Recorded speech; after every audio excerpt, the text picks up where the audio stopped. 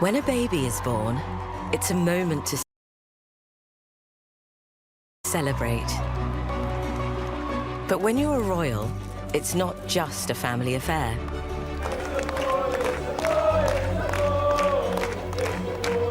Parenting for the royals is a job unlike any other. There was this real sense that duty needed to be followed. After all, their children need somewhat different skills to the average child. They're taught how to eat in public, how to behave in public, how to greet people, and they're taught that from a really young age. But royal parents struggle with the same trials and tribulations that all parents do. For the Platinum Jubilee, we saw Prince Louis pull an entire range of faces. Raising children born into a role they have no choice over. You can't put it back in the box, that's it. They've then got to carry on that public role from that day forward. Each family must find slithers of normality where they can. She took them on holidays, and you would see how much fun she was having with them. This is your royal guide to parenting and how you too can raise your child with the poise of a princess.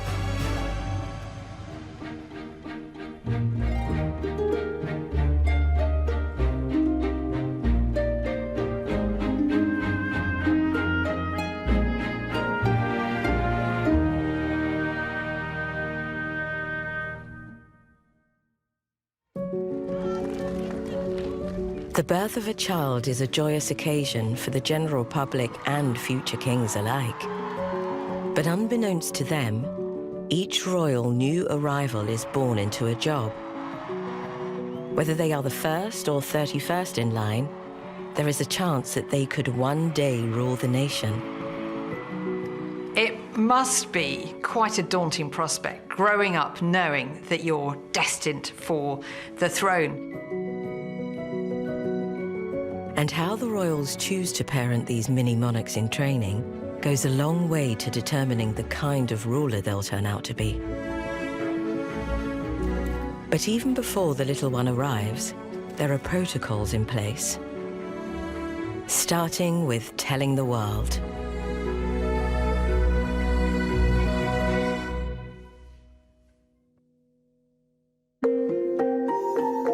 Today, you're most likely to hear about a royal pregnancy at about the 12-week mark.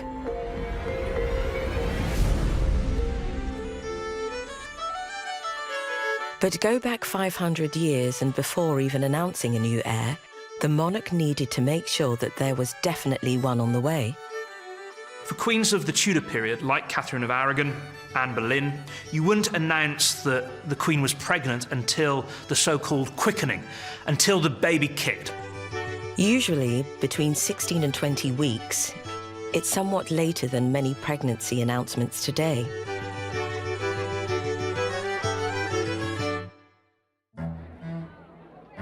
But even as medicine has improved, and they've known much sooner, royals have chosen to keep their pregnancies hidden from the public. Whether for privacy reasons or worry of miscarriage, in the early 20th century, this was royal protocol. Going back into recent history, to let's say Queen Elizabeth's pregnancies, they weren't actually announced as they perhaps are announced today. There was a sort of vague reference to the fact that she wasn't going to be carrying out so many public engagements. That was kind of a subtle way of saying she's taking some time out to have a baby, and then she would just appear with baby and everyone would act surprised. In 1949, Elizabeth proudly presented Prince Charlie to the world. He was the first baby born to a British heir presumptive in 1,000 years. This tiny, sneezing prince stands next in line of succession after his mother. Today, things are a bit different. Royal pregnancies have all been announced in different ways, and the format tends to depend on what's going on at the time, really. More often than not, it happens via social media. And sometimes the family have been forced to make early announcements. With Kate's pregnancies, it had to happen differently because she became very unwell. She had really severe morning sickness, and with her first pregnancy, she was hospitalised with that. It's been a tricky few days, week or so, but obviously we're immensely thrilled. It's great news. Early days. But even when the royal pregnancy is announced, there's always some details that are held back. We know that you're never going to find out the sex of the baby. We're not going to have a great big gender reveal. The due date is kept a secret as well. With the baby announced, it becomes a waiting game for the family, the media, and the entire nation. Until finally, the big day arrives.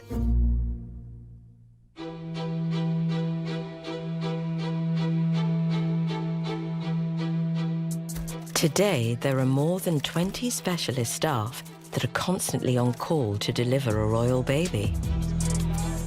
Teams are on standby for quite a long time before to make sure that if anything arrives early, everyone's poised for action. But in the late 15th and 16th century, and the time of the Tudors, a royal birth was even more meticulously managed, and by one individual in particular.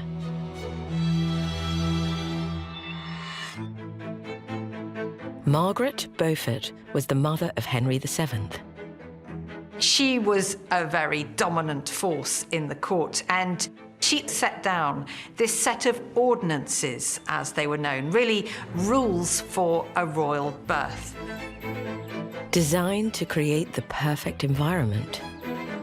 They were very detailed and encompassed everything. The expectant mother could only be served by women. Daylight must be shut out from the birthing chamber, even down to stuffing material into keyholes. And all of these had a purpose. They would ensure the safe delivery of a prince.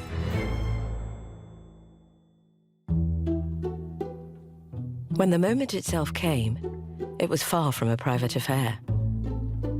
Royal births until the beginning of the sort of 20th century were observed and representative of government being there because, of course, this was about the future monarch. It was about, if you like, certifying the birth, that the child that was born was indeed the child of the mother that had been pregnant, that there was no changing of children, muddying of the royal line. This tradition continued all the way up to the birth of Queen Elizabeth II, whilst at the time she wasn't directly in line for the throne. Because she was a granddaughter of King George V, and she might one day be in the direct line of succession, it was absolutely key to legitimise, to certify that she was a child of the royal blood. Historically, there were also observers there in case of medical emergencies. Before the arrival of modern medicine, often you would have on hand a member of the clergy who would, if necessary, be there to say the last rites with a woman if she was dying in childbirth. Unfortunately, this wasn't a rare occurrence before the invention of antibiotics. And when royals discovered they were pregnant, alongside preparing for a new baby, they also prepared their will. Both Henry VIII's mother, Elizabeth of York, and his third wife, Jane Seymour, died from infections just days after giving birth in what was known as childbed fever. In 1817, heir to the throne, Princess Charlotte also died of infection after giving birth. The death of Princess Charlotte threw the monarchy into crisis because she was the only heir of George IV and his estranged wife.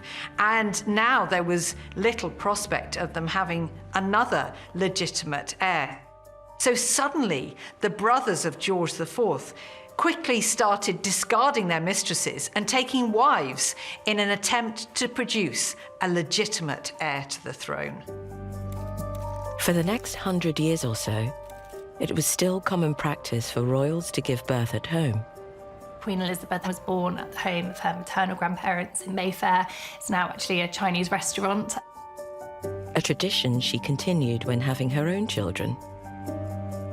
3 of them born inside Buckingham Palace. Princess Anne was born in Clarence House. As times have gone on, same as everyone else, more people have chosen to have births in hospitals, and the royal family has been the same.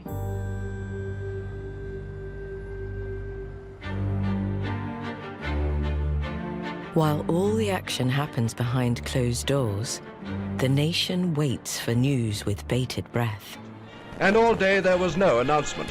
It was after 10 at night that those who waited, and they were very many, heard the tremendous news, a royal baby and a boy.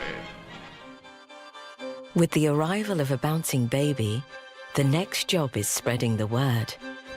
And when you're a royal, it's not as simple as updating the family WhatsApp group.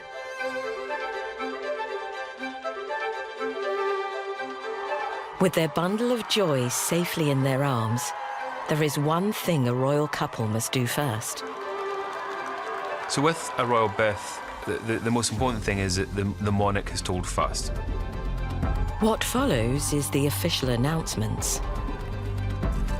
The notice on the gates, a town crier.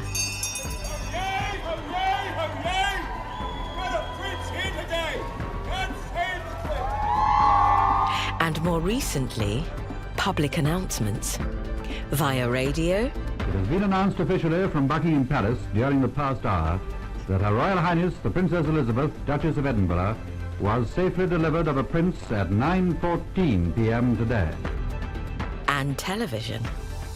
Meghan and myself had a baby boy early this morning, a very healthy boy. Mother and baby are doing incredibly well. It's been the most amazing experience I could ever possibly imagine. Finally, bells ring out at some of the nation's great churches. And a traditional 41-gun salute for all new princes and princesses. They're very important with royal births because you can guarantee if you haven't seen a mobile device, if you haven't picked up a paper, if you haven't turned on the news, you'll hear the gun salutes and you'll know that something big has happened.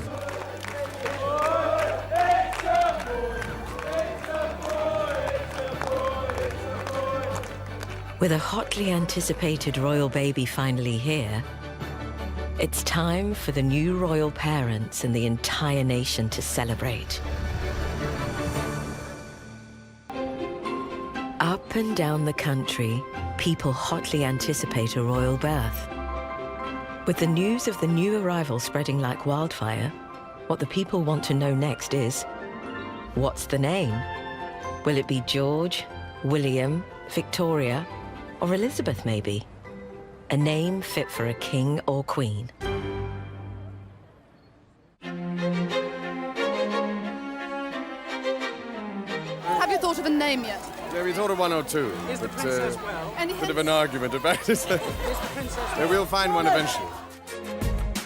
Whilst there are no formal rules stopping you, you can't just call a young royal whatever you fancy. You've generally tended to find that members of the royal family who are high up in the line of succession have chosen those traditional names. So we see that with a lot of them, often taken from ancestors, using the names of their relatives. Prince and Princess of Wales decided that for Charlotte, Diana would appear there because he wanted to honour his mother. Prince Harry named his daughter Lilibet, a pet name for the young Elizabeth II, his late grandmother. Its origins really date from the time that the late Queen was a small girl, couldn't pronounce Elizabeth properly, came up with Lilibet, and George V, her grandfather, picked it up. But it's not only the first name that needs careful consideration. The middle names are very carefully picked because those could be the names that the child, if they become a king or queen, want to use.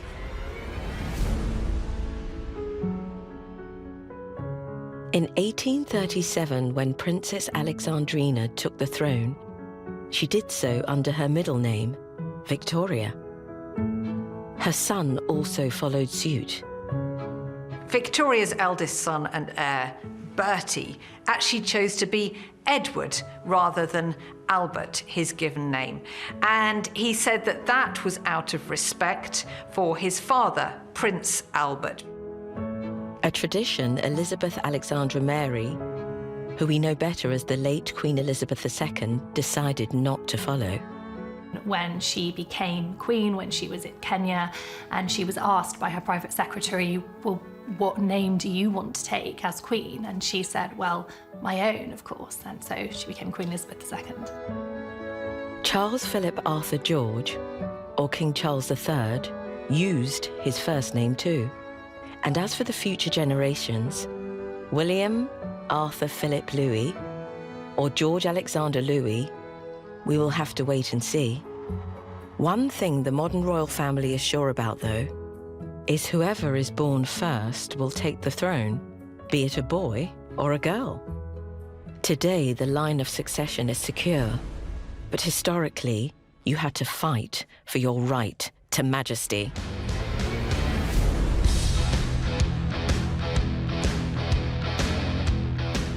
Before the Norman conquest, the crown tended to be won and lost on the battlefield. If a king was toppled, the other army's leader would take the throne. It meant that an heir would need to know how to fight. You couldn't just swan around in the palaces. You had to don your suit of armour and fight for your father, the king, and prove your worth as a future king yourself. Since 1066, succession has instead followed family bloodlines, and the need for an heir has been the primary concern of our royals. Without one, you leave room for other families to make claim to the throne, and you often needed more than one. Back over the centuries, people often didn't live. And a monarch would need an heir to succeed him, as it was at that point, but also a spare. In other words, somebody who could become the heir if the heir indeed didn't live to adulthood. In many cases, the spare actually was called upon and became some of our great monarchs. For centuries, this need for a male heir preoccupied many rulers. Perhaps the most famous spare was Henry VIII. He became king after the death of his elder brother, Prince Arthur. He knew firsthand that you needed multiple, ideally male, heirs. 1 year after his marriage to his first wife, Catherine of Aragon, she miscarried at around 6 months pregnant. But just a year later, on New Year's Day 1511, Catherine gave birth to a boy, Prince Henry. Henry VIII finally had an heir, and a son at that. So overjoyed at the prospect, Henry put on a party.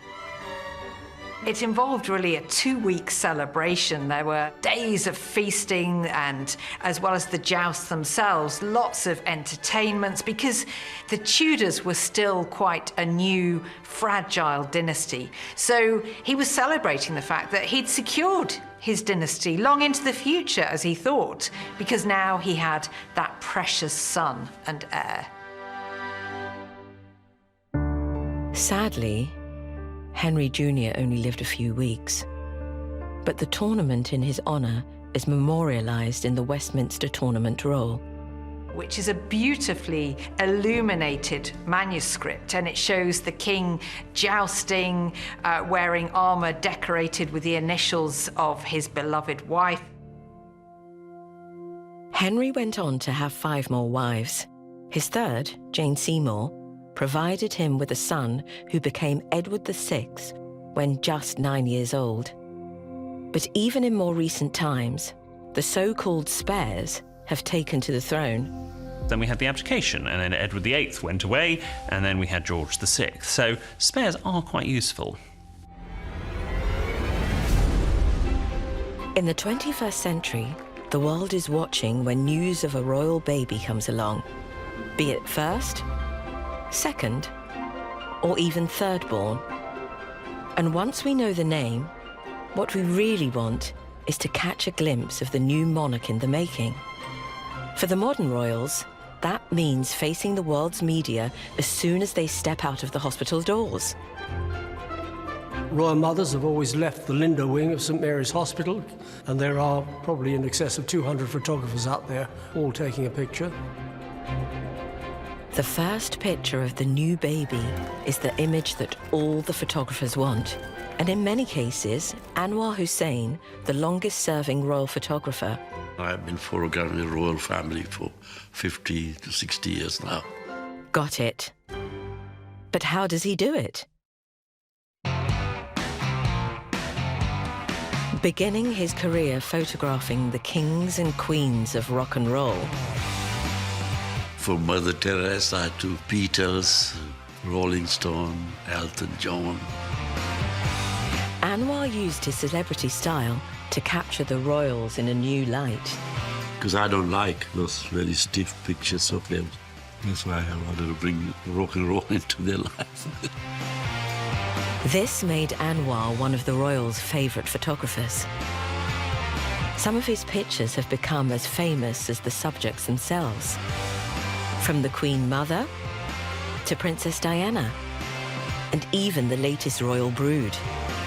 But he still had to fight for the shot at the maternity hospital of choice for the modern royals, the Lindo wing. So you had to mark your position, stay there, which was quite a long time. We had a couple of days staying there. But more often than not, the wait was worth it. He was there when Diana first presented William to the world. And Harry too. But nowadays they're quite good. They mark the position, allow certain photographers to come, and they pull the name out of the hat, and it depends where your position is. Before that, you just have to come and wait for things to happen. Over the years, Anwar has captured a number of royal babies on the steps. This is George, and this one is Harry, second. And they're both wearing red, so I thought it was a good comparison of the two of them, styles and the way they came out. It was a nice contrast, so I was able to do that because I photographed both of them.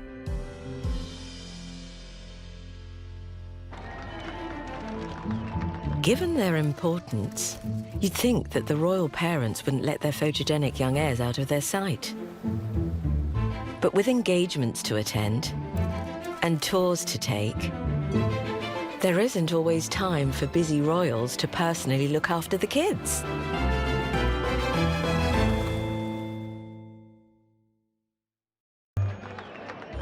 Just like any working parent, members of the royal family need a bit of help when it comes to childcare. And whilst some young royals have been to nursery, usually they require a nanny.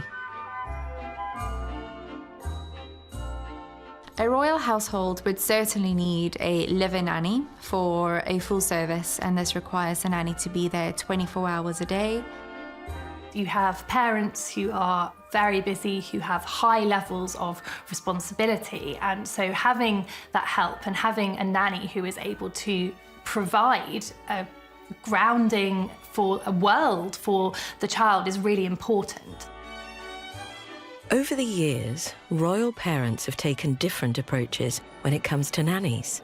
But it all started in medieval times with the role of the governess. A nanny, but with even more responsibility. The governess does pay more attention to the educational focus of the child's development. One of the most famous goes back to the days of the Tudors. At the age of 4, the future Queen Elizabeth I was raised by her governess, Catherine, or Cat, Ashley. Her mother, Anne Boleyn, had been executed by her father, Henry VIII, and she herself had been exiled.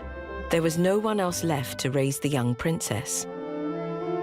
Cat was like a mother to Elizabeth and stayed by her side until her death 28 years later. More recently, the governess role has changed somewhat. They would be more there to tutor. And nannies take on the caring role. Royal nannies usually start with children from birth, straight from the hospital, up until 6 months. And after that, we would usually have another nanny that would take over, and she would be there until the child is of school age.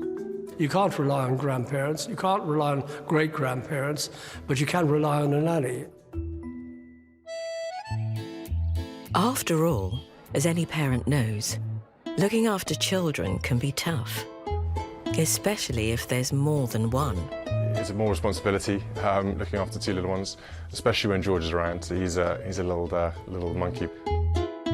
Nannies can help to give young royals a more normal start to life.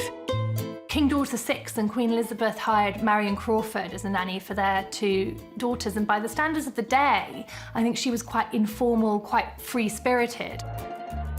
King George and his queen couldn't do the everyday things with their children, but the nanny could.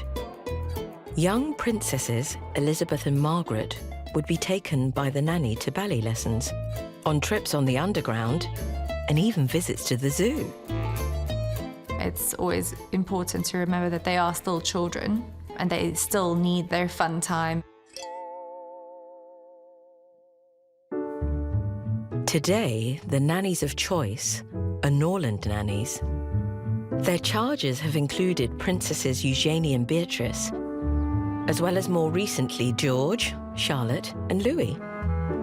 Trained at a special college in Bath, they are taught some rather specialist skills.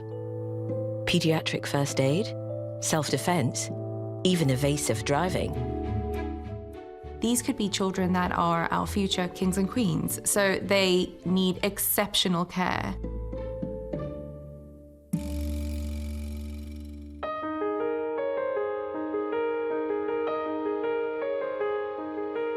Over the years, royal nannies and governesses have taken on a lot of the work.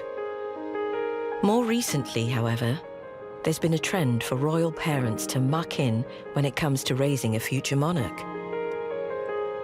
With their mini majesty now toddling onwards and upwards, there's plenty of scope for some hands-on parenting.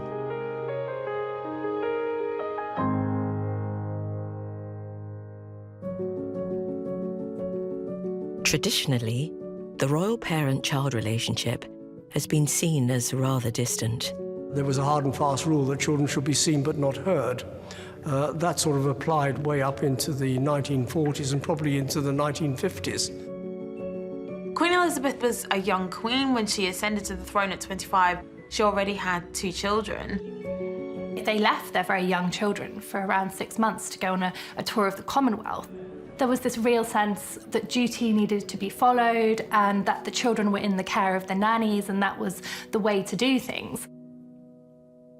This separation from her children was unimaginable to a young Princess Diana, herself a former nanny, and she insisted on doing things differently.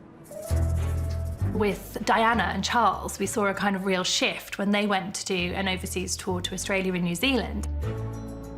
Diana decided she wanted to take William with them, and that sort of set a whole new precedent for this idea of the family really being prioritised. She took them on holidays, and you would see how much fun she was having with them, you know, at theme parks or on yachts, whatever it was they were doing. This outwardly warmer approach to raising a royal child is something that has trickled down to the next generation. When it comes to the Princess of Wales, Duchess of Sussex, they are definitely seen to be much more hands-on, much more involved in the parenting of their children. We've had images of William rolling around on the grass with his children, really kind of relaxed, happy family moments.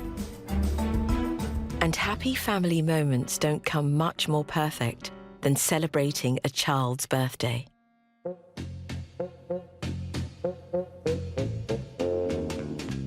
Whilst some royal birthdays have traditionally begun with a photo call, The Prince and Princess of Wales had brought a ball along for him to play with, but all that really interested him were the cameras. the parties are somewhat more normal. It's jelly and ice cream, it's bouncy castles, you might have a character turn up, but it is a regular children's birthday party. It's not all quail's eggs and things from Fortnum and Mason. And And nobody knows how to cater for a royal birthday party better than royal chef Des Sweeney.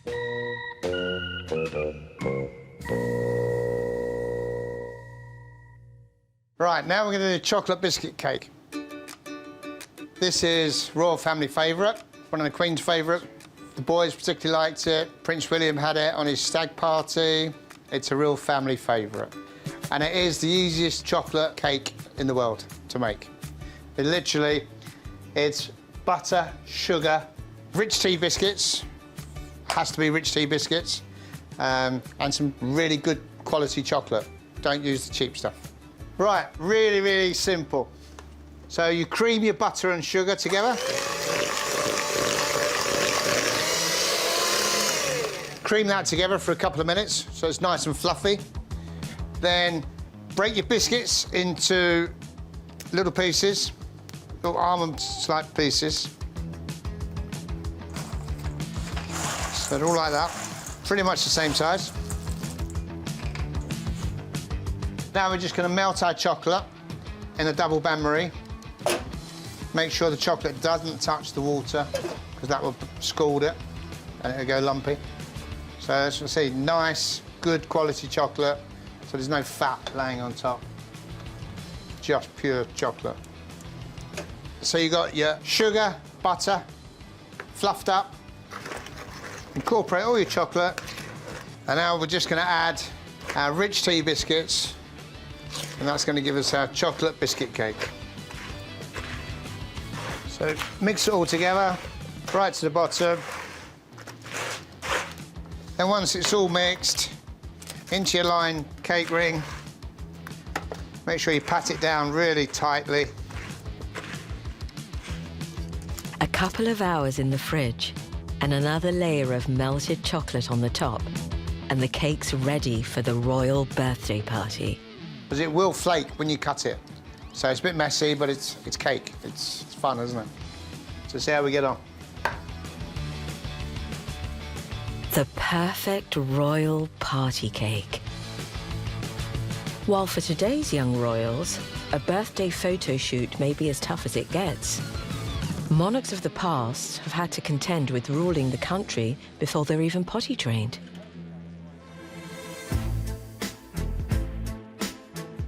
When Charles became monarch at the age of 73, he was the oldest British king ever to take the throne.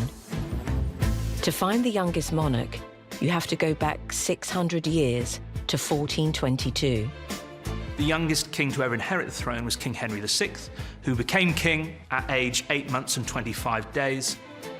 Henry VIII's son, Edward VI, when he was 9 years old, he had his coronation, the length of which had to be shortened because they thought, you know, here's a kid, he's not going to want to sit through this.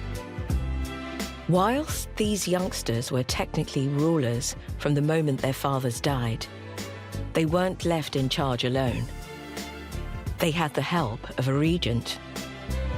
A regent is usually a member of the royal family who takes on the responsibilities and duties of being monarch, for example, overseeing the political business of monarchy, when there is someone who is incapacitated or alternatively too young to reign.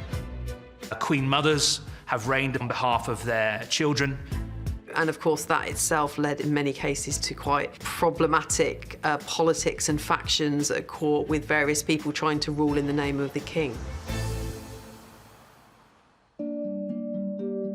At only 12 years old, King Edward V took the throne in 1483. This premature ascension led to his death. It ended with Uncle Richard taking the throne for himself, declaring his nephew illegitimate.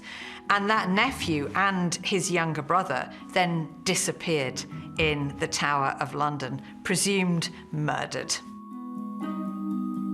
Today, the line of succession is safe, and the royal relationships are somewhat more amicable, giving royal parents a different problem to worry about. Where do they go to school?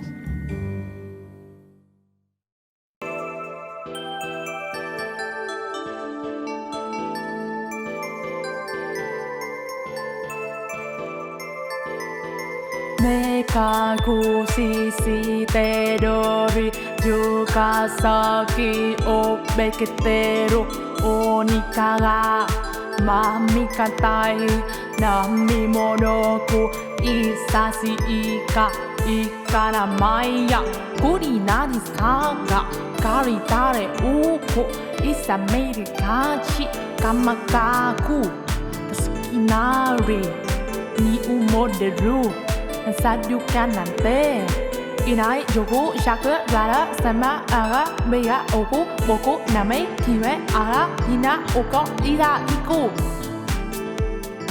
Ikikaksu Ikikasu Boku Wa Kimi Wa Toreta Kare Musina Nani Yamita Kaza Kanayu No Kaka Deta Sunaga Das Tustiwani Milano Masla Dosikabla Asine Musinaga Musu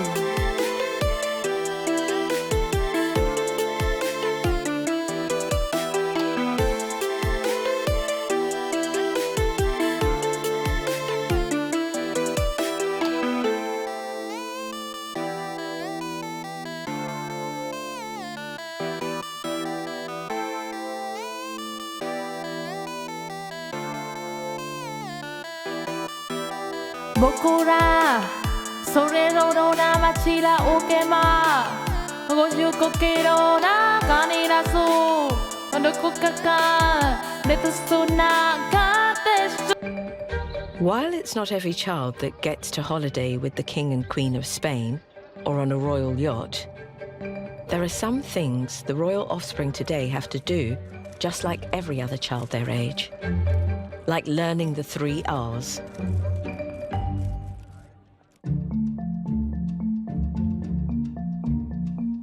The first day at school is a big moment for any child. But it's one that centuries of royal children have never experienced. Traditionally, royal children didn't go to school. They would be educated at home by tutors specially brought in to teach them. The reason why was because to be a royal, you need a certain set of skills. You don't need to learn about mathematics. You don't need a deep knowledge of English literature. You don't need an understanding of science. They would have learned Latin and Greek and languages and reading about sort of politics and philosophy. Young royal boys would be drilled in combat training. They'd have to learn how to wield a sword, should they one day have to lead their soldiers into battle. And they were essentially taught to be a royal.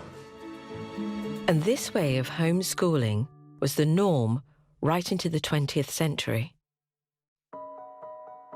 Both Princesses Margaret and Elizabeth were educated at home, and that was the way things were done.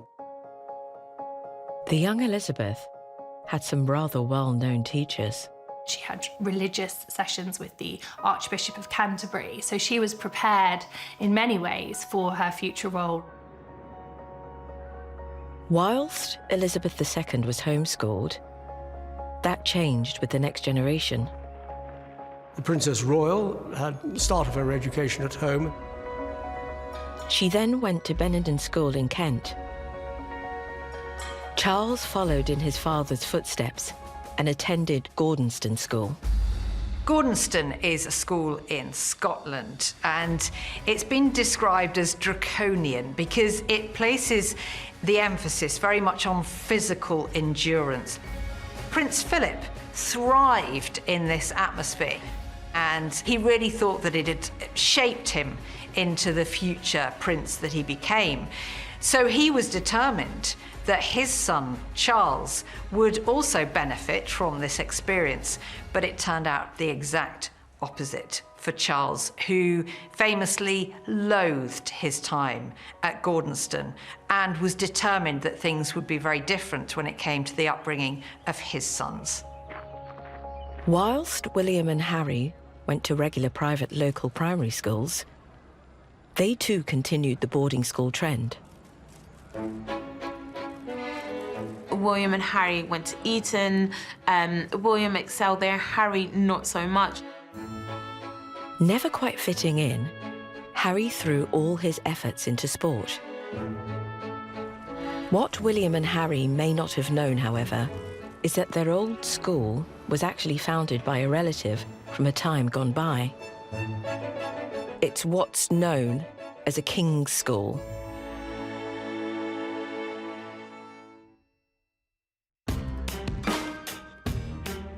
Whilst young royals were safely taught by their tutors and governesses, many monarchs of old played a part in educating the masses.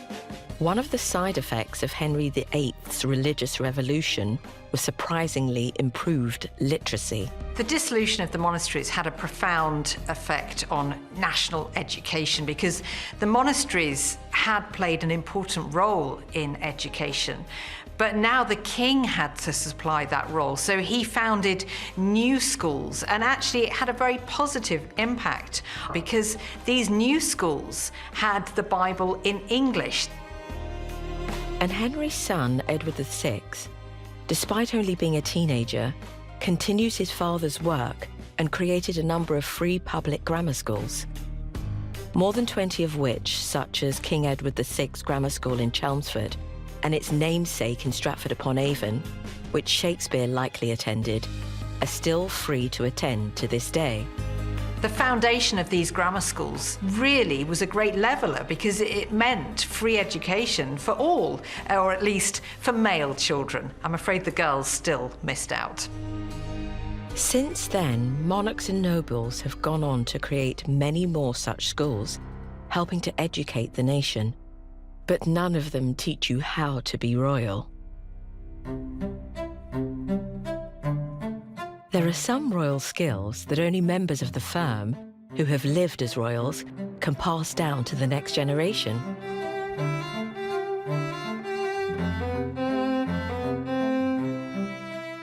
Behaving like a royal is tough. There are all manner of peculiar practices and traditions to adhere to, and many haven't changed for centuries. They're taught, how to eat in public, how to behave in public, how to greet people, and they're taught that from a really young age. This would be about how, for example, to interact with members of the court, to interact with other nobles, to engage in courting rituals. The only way to make it stick is to live it and breathe it. Royal children don't have etiquette coaches coming in and telling them what to do. They have their parents, they have their family, and they learn by example. If you are polite people at home and you're nice people, your children will copy you because at that young age, your mummy and daddy can do no wrong. Queen Elizabeth learned a lot from her father, from speaking to him, to watching him, and her mother as well, carrying out their public engagements. Whilst most royal babies are shown off at a young age, we usually see royal children for the first time at Trooping the Colour. That's when they usually make their appearance as very little babies or infants. From then on, they only make select appearances until they've learnt the ropes from mum and dad, often during pre-arranged press calls. Right. We do our best. Watch out there. Help. These press calls give the newspapers what they want: a nice picture of a happy family. Something William has embraced over the years with his own family. They haven't kept them completely hidden away, but they have been very measured about when and how they've been in the public eye.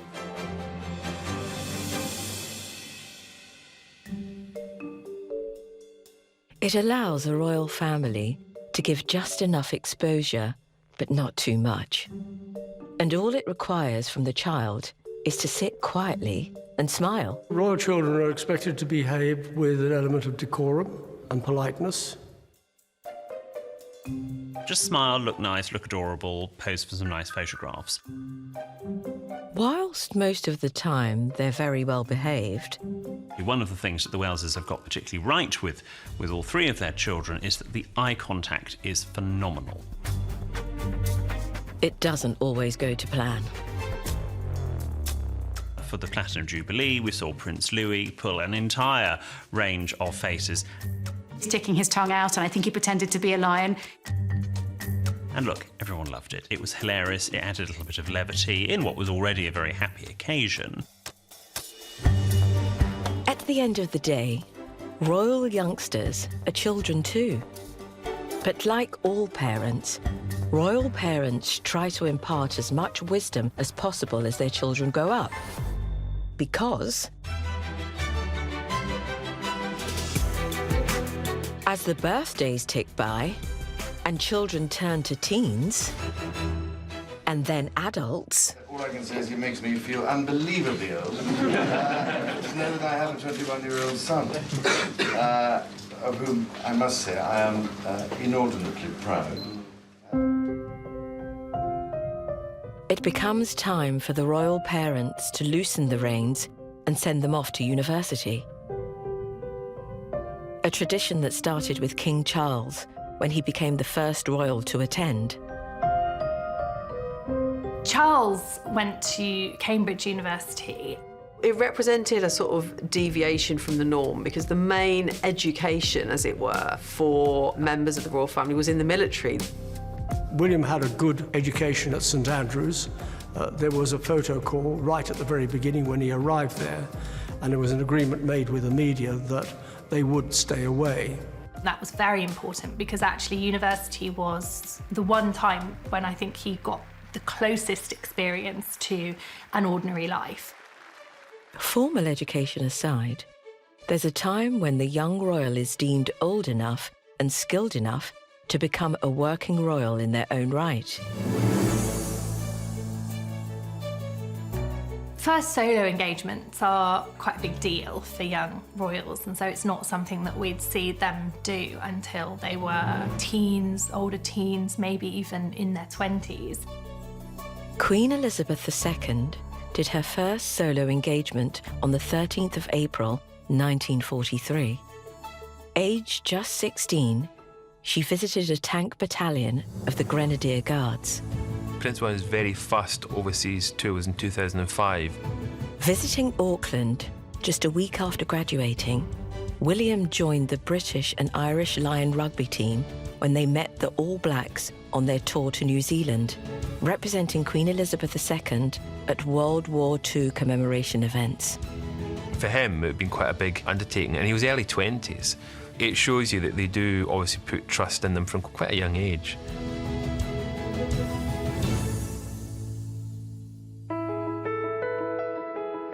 Royal youngsters spend their childhoods being trained to play their part in the family business. When they actually start undertaking duties as a senior member of the royal family, there's no coming back. When they cross that line, you can't put it back in the box, that's it. They've then got to carry on that public role from that day forward. While royal parents may get a little more help than most raising their children, really, they want the same thing for their little ones as we all do. A happy childhood, a good education, and a life filled with love and success.